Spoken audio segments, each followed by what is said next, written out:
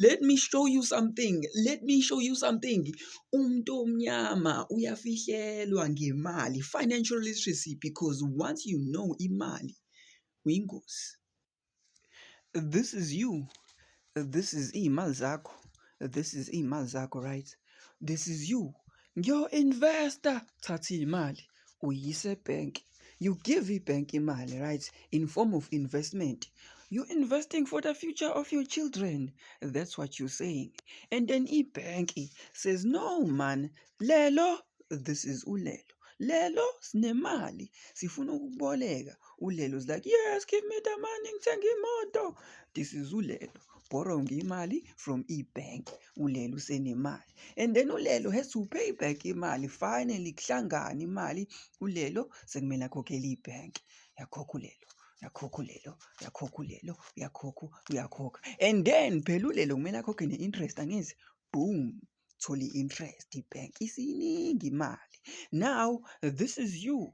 Bank sengifuna imali yami engikuboleke yona. Right? Lalela-ke. This is ibhenki. Shwi. Yabuya original amount. Right? Ibhenki will not give you the interest le ekumele uyithole.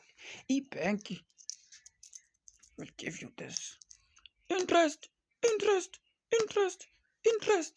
Oh, this is you. I have just invested for the future of my children. Interest. If unemali and you want to grow i-wealth yakho, don't give it to ibhenki. The name of the game is called profit. You forget ukuthi ibhenki is a business and their only goal is to make money. Their goal is never to make you rich.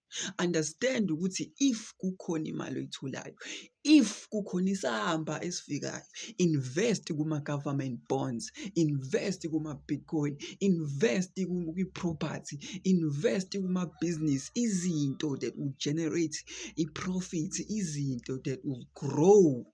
Yes. Ungathathi imali uyifake lapha uyitshena ukuthi i-bank will make you rich. That's not their job. Kodwa ngeke bakutshene leyo nto.